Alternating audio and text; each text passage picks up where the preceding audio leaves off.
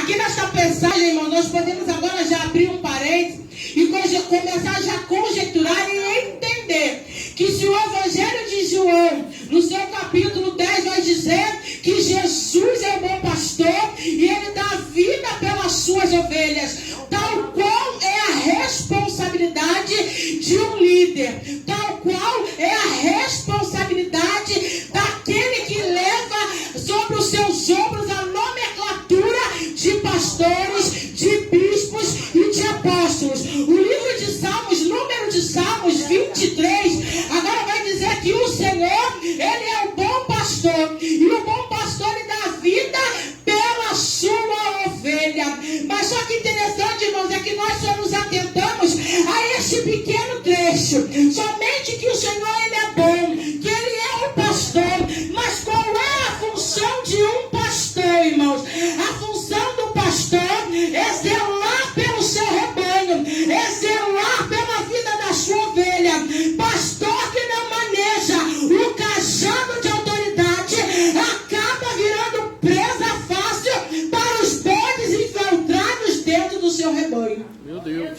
Entenda uma coisa: ovelha só anda com ovelha, bispo Francinete. Porque quando uma ovelha é o bispo dessa casa também, não? E tem o esposo, ô glória. Entenda uma coisa: a ovelha, quando ele foge do aprisco, quando ela foge do seu pasto, do seu rebanho, e ela vai andar junto com os bodes, ela passa a ter comportamento de bodes.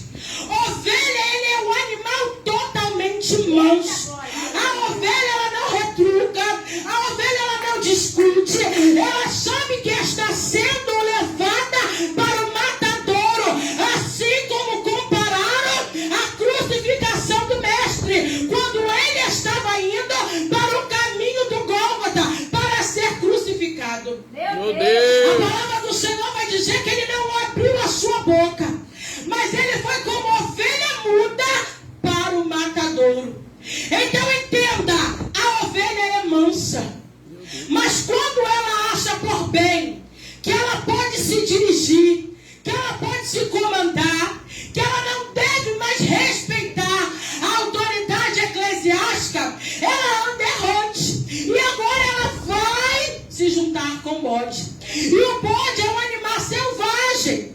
O bode, a natureza dele é agressiva.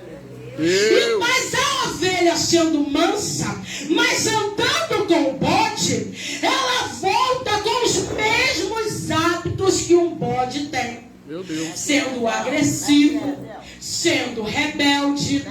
Então o pastor tem por obrigação, porque naquele tempo no Oriente Médio, os pastores tinham a obrigação de zelar pelas suas ovelhas. Então por isso serve o cajado.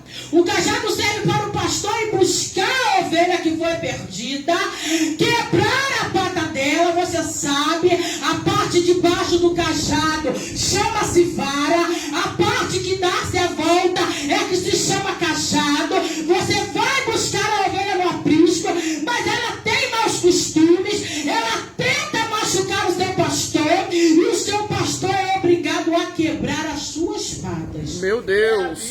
E trazer ela de volta, não se introduz a mesma junto com o rebanho, porque um ditado é verdade e você sabe disso. Se você coloca uma laranja podre dentro de um cesto com laranjas boas, automaticamente a laranja podre contaminará todas as que estão boas. Então, irmãos, entenda uma coisa: o que eu amo em Jesus é que ele vai semear o reino dele como um pastor, como cuidador de vidas, de alma, como aquele que dá vida, que larga tudo por amor a uma ovelha. Aleluia. E agora ele continua, e ele vem falando: ora, o reino dos céus é comparado a uma noiva. E esta noiva agora, segundo a tradução judaica, ela agora vai receber essa dracma, que nada mais era do que um dote. E a dracma dracma equivalia a uma moeda grega, a um denário. Ou seja, o equivalente a um dia inteiro de trabalho. E a Jesus continua dizendo a sua parábola: olha, e se essa mulher que perdesse a sua dracma, porventura ela não varreria toda a sua casa em busca daquilo que havia se perdido? Jesus quer dizer nesta parábola, irmãos, que naquele tempo aquelas casas eram feitas de um cômodo só, era um lugar pequeno, era um lugar onde não se entrava a luz do sol. Então ali eles tinham que acender a candeia, o fogareiro, o lampião, como você quiser dar o nome. Mas entenda uma coisa: para acender a lamparina é necessário ter óleo, é necessário ter azeite. Tem muita gente, irmãos, querendo acender a lamparina, forçar um fogo estranho. Meu Deus. E nesta noite, o Senhor Ele quer saber de mim e de você: como está a tua lamparina? Muitos querem o azeite, mas não querem, minha amiga missionária Viviane, pagar o preço para ter o azeite. É muito fácil quando nós, meu amigo pastor Sandro, vamos ao mercado e encontramos em suas prateleiras o azeite já pronto, em vários tamanhos, medidas. Em alguns vem vidros, outros em latas, né? Uns mais compridos, uns mais gordinhos. Mas você sabe qual foi o processo para aquele azeite chegar até ali? Alguém teve que plantar a oliveira. Meu Deus. Alguém teve que esperar o tempo de cultivo para que a oliveira pudesse produzir. Aleluia. Era a função do sacerdote. Então, irmãos, pessoas que pulam etapas, que estão querendo fogo, que estão querendo acender a lamparina, mas não querem passar pelo processo de cultivo do azeite. Então agora a azeitona vai para a oliveira, vai produzir agora a azeitona. Depois de produzir a azeitona, tu agora vai ter que colher as azeitonas. Tu agora vai ter que tirar o caroço das azeitonas. E agora tu vai ter que prensar, Meu Deus. a azeitona, para que assim você possa ter um óleo puro, Meu Deus. o chamado extra virgem. Meu Deus. A Bíblia vai dizer que agora, irmãos, esta mulher que agora começou a varrer a sua casa desesperadamente, diligentemente, ou seja, apressadamente, a sua casa para encontrar a sua dracma. Por que ela perdeu aquela dracma, irmãos? Irresponsabilidade, né, irmãos? Ela perdeu dentro de casa. E aquela dracma era o dote que o noivo dava a ela. E toda vez que o noivo viesse cortejá-la, era necessário que ela estivesse com aquela dracma, ou amarrada num pedaço de pano, como se fosse um colar, ou como uma grinalda sobre a sua cabeça. E se o noivo chegasse e ela estivesse sem aquela dracma, não pelo valor monetário, entenda, mas pelo valor sentimental, pois foi o noivo que deu. Meu Deus. E o que você tem feito com o que o noivo tem te dado? Meu Senhor. Como tu tem usado o que o noivo tem te delegado? Aleluia. Tu tem reclamado que tem perdido, mas se tu tem perdido é porque não tem usado com maestria, com proeminência, Meu Deus. Aleluia. Meu Deus. e por isso tem se perdido. E quantas dracmas perdidas dentro da casa do Senhor.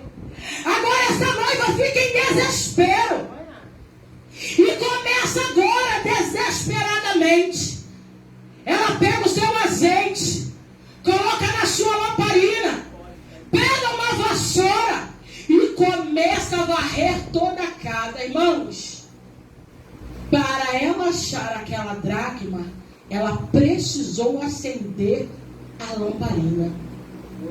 Porque ninguém enxerga nada no escuro. Jesus disse: façamos a obra daquele que me enviou enquanto é dia. Porque quando a noite vem, não é possível. E como está a tua vida? Será que você está no escuro? Será que você tem andado como o povo de Israel no deserto? Errante, sem saber por onde anda, como cego, tateando as coisas, sem ter exatidão daquilo que está fazendo. Meu Deus. De como está se comportando. Querer achar, todo mundo quer. Mas acender a luz, varrer da casa toda a sujeira, para achar o que estava perdido por mero descuido. Meu Deus, aleluia. Tô entendendo. Se ela sabia que o noivo viria, entenda uma coisa, irmãos. A Bíblia contém cerca de 1180 profecias acerca da volta de Jesus. Uma delas você pode comparar a parábola de Mateus capítulo 25. Entenda que todas eram noivas. Entenda que todas tinham a lamparina.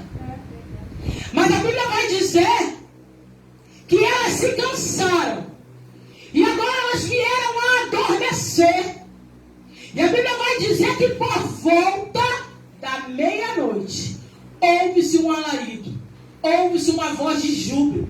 E alguém começa a gritar: olha, o noivo vem aí, o noivo vem aí. Eis que todas se despertam. Só que as tolas não haviam levado o azeite suficiente. Azeite reserva em suas lamparinas. E elas dizem agora para as prudentes: olha, dá-me um pouco do teu azeite. E elas dizem: olha, não, eu não posso dar, porque se eu te der do meu azeite, ficaremos todos sem. Entenda uma coisa, irmãos. A Bíblia é clara. Nem todos foram chamados à salvação. Não sei se você conhece esse evangelho, mas é o evangelho da Bíblia. Nem todos serão salvos. Nem todos herdarão os céus. Alguns já estão predestinados, irmãos, ao inferno. Alguns já estão predestinados à condenação eterna. O preço foi pago. É inegável. O sacrifício vicário de Cristo na cruz do Calvário. É irrefutável.